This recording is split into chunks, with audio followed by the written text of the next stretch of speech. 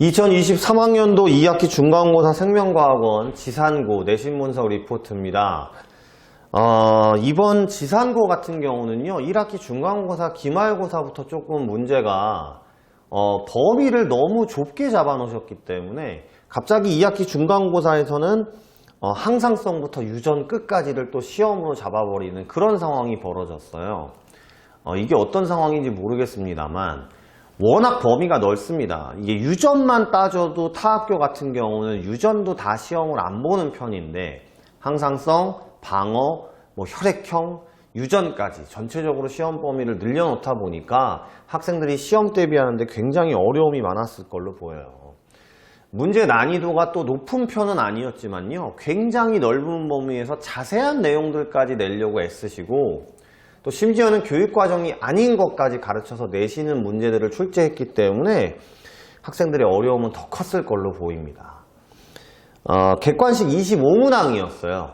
문항수가 많다라고 볼 수도 없고 서술형이 없기 때문에 수월하다고 할 수도 있겠지만 아까 말씀드렸던 부분 때문에 문제 난이도는 체감상 난이도는 더 높았다라고 할 수 있습니다. 이것도 누적이 또 아니고요. 1학기 때는 신경계까지밖에 시험을 안 봤기 때문에 문제가 된 거고요. 또 특이한 점은 2학기 기말고사를 보지 않습니다. 그러니까 또 이제 유전 뒷부분에 있는 생태계 파트는 또 수행평가로 아마 처리할 가능성이 높아졌어요. 올해 아이들은 그렇다 치더라도요, 2024학년도를 준비하고 있는 지산고 학생들은 꼭 2학년 올라가서 처음부터 생명선생님과 수업을 하시면서 이런 부분에 대해서도 명확하게 다시 한번 주지를 시켜서 여러분이 알고 들어가는 것이 좋지 않을까 생각이 듭니다. 대표문항 분석을 보시면요, 항상성에서는 6문항을 출제했어요. 문항수가 많은 편은 아닙니다. 세포 조절, 체온 조절이 3문항, 농도 2문항, 혈당량 1문항이고요. 아무래도 이제 항상성 파트는 기본적으로 수능 특강이나 고3 학평 수준에서 기본적인 내용을 묻는 문제가 출제가 됐고요.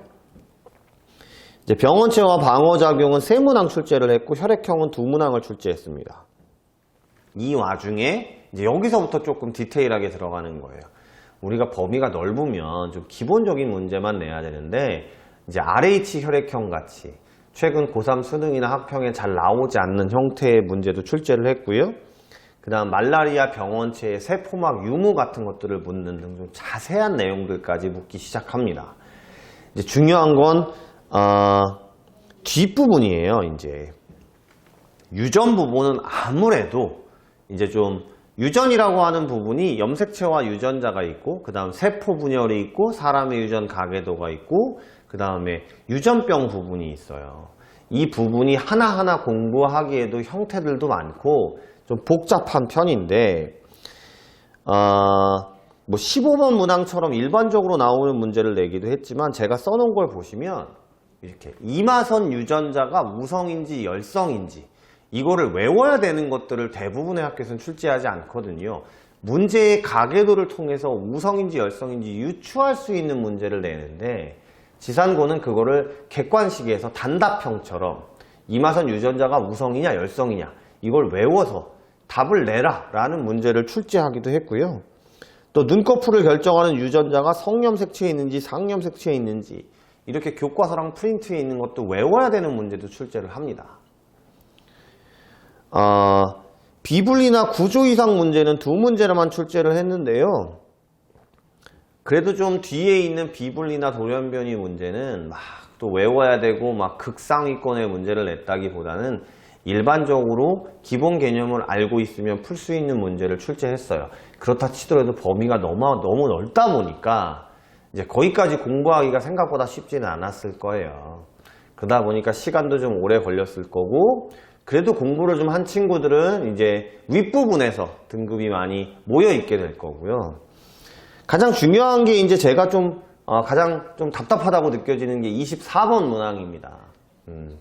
아마 시험지를 학원에 다니면 시험지를 제공해서 또 설명을 드릴 텐데 자기 학교 시험지를 2024년도를 준비하기 위해서 보는 친구들은 시험지를 한번 구해서 보시면 요즘에는 이렇게 감수분열 가르치면서 난원세포, 난모세포, 극체 이런 것들은 이제 개정 전 교육과정, 그것도 한참 전이거든요. 이제 이런 문제를 출제를 해서 감수분열 과정에서 여성 같은 경우는 난원세포가 출생 전에 제1난모세포가 되는, 이건 좀 지금은 이제 대학교 과정 정도에 가서나 좀 배울 만할까? 라는 내용들의 문제까지도, 물론 제가 학생들에게 학교 선생님이 무엇을 가르쳤는지 이렇게 받아봤을 때는 그 부분이 중요하다고 설명은 하셨대요. 하지만 강사인 제 입장에서는 그래도 수능을 준비하는 학생들에게 필요한 내용만 좀 제공하셨으면 좋지 않았을까라는 아쉬움이 있을 만한 문제였고요. 아무튼 1학기 중간 기말부터 계속 이런 식의 문제들을 출제하셨기 때문에 내년이 2024학년도에도 그런 부분의 문제들이 많이 나오지 않을까. 결국은 학교 수업을 얼마나 디테일하게 잘 들으셨느냐라는 것이 두세 문제의 독특한 문제들을 파악할 수 있지 않을까 생각이 들게 하는 그런 것이 명확한 시험이었다고 볼 수 있습니다.